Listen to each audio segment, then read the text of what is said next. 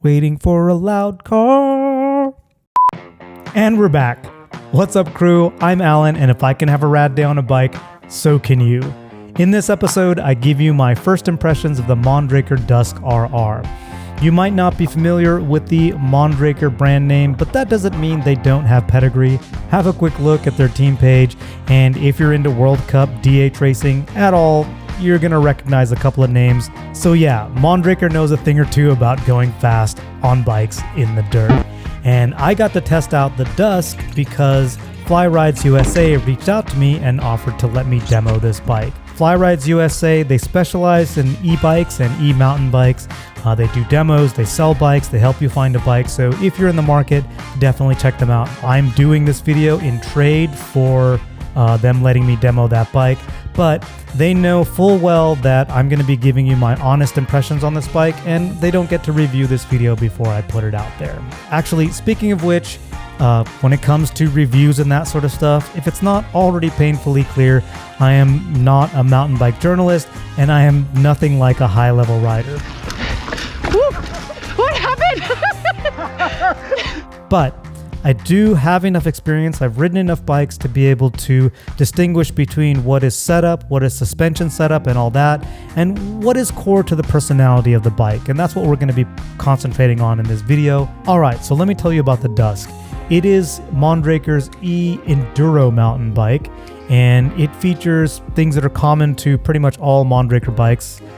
Two things, and one of those is the forward geometry and the other is the zero suspension. Zero suspension, that doesn't mean it has no suspension, but the basic concept is the suspension system has zero of all the things you don't want. So zero pedal kickback, zero brake jack, zero bob, other things. Yeah, it has zero of those. That's the idea anyway. The other main thing that it has from Mondraker is the forward geometry. The idea there is that instead of just using a long front center and a slack head tube angle, Mondraker chooses to kind of try to give you the same dynamics by having a longer front center and a slightly less slack head tube angle. And the idea there is to give you stability at speed and direct steering, which we will talk about. All right, let's do some specs. The Dusk is Mondraker's 29 enduro bike built on their Alloy Stealth Evo frame, Shimano Dior brakes, and Shimano Dior drivetrain, partly powered by that Shimano EP8 motor. A Fox Float DPS shock provides 150 millimeters of travel in the back, and the Fox Float 36 with the older Fit 4 damper provides 160 millimeters of travel in the front. The whole rig rolls on a pair of DT Swiss wheels wrapped in a pair of Maxxis Recons. Yeah, we're going to talk about those tires later. Alright, with that out of the way, let's get onto the trail and do some ride impressions. Heading up bumpy service roads wasn't the greatest experience. Because we are on an e-bike, we are traveling up this road a bit faster, and Mondraker's zero suspension system just kept the bike from bobbing, and I would say that the rear suspension was so stiff that it turned into a bumpy ride. I would have preferred a little bit more of an active ride. Maybe something you could tune out, but with the shock that was on this bike, you really didn't have the knobs for that. All that being said, when the climbing got technical, the Dusk did just fine. And I was really surprised how such a long bike could handle those tight switchbacks. It did take me a couple of tries to figure out how to put down power evenly. Whew.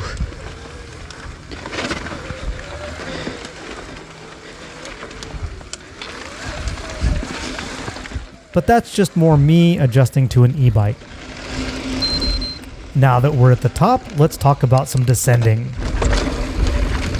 It took me a little bit to get used to the Mondraker's forward geometry, but once I got the hang of it, I was able to open it up. And the Dusk likes it when you open it up. It likes to go fast. It shines when it's wide open, and it holds its line in fast corners.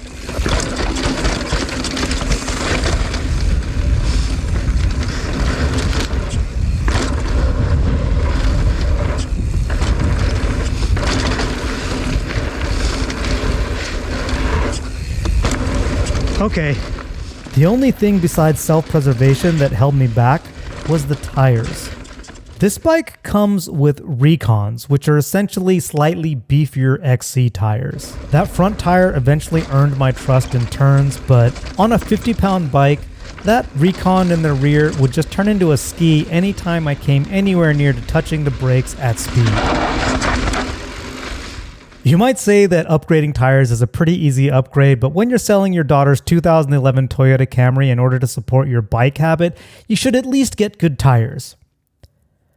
Speaking of sketchy, when I took the Dusk through rock gardens at medium speed, the front wheel would be all over the place like a YouTuber at a ring light and drone convention.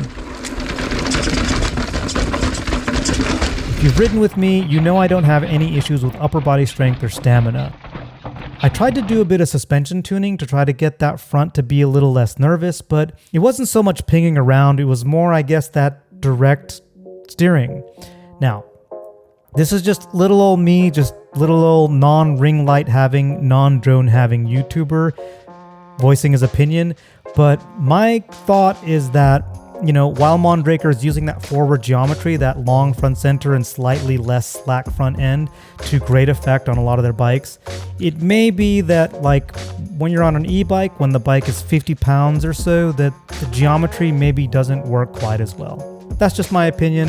But I'd love to hear what you have to say. And if you want something else to comment on, let's talk about price. This thing comes in at $7,999. I'm not really sure if that's a good value or not. I'm trying to compare it to something like the Santa Cruz Heckler's entry-level e-mountain bike. That thing comes in about $300 cheaper, and you start off with the carbon CC frame, whereas the Mondraker Dusk RR is an aluminum frame. Now, from there, a lot of the componentry is actually similar in terms of quality, but what's weird on the Dusk is you get this high-end float factory fork, and at the same time you get these like Recons, which are, I don't know, that just seems weird to me.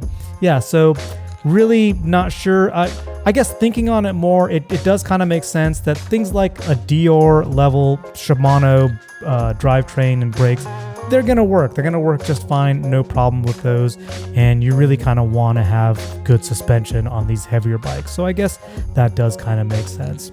I think this bike is maybe for the person who wants something that's going to stand out from the crowd, because you're not going to see a lot of Mondrakers out there. And it's also maybe for somebody who really gets along with that forward geometry. That's why like demoing bikes is so important.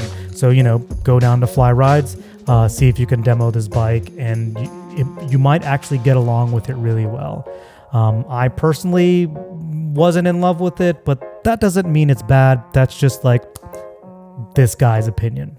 Those are my thoughts on this thing. Hope you dug this video. Until next episode, go have a rad day.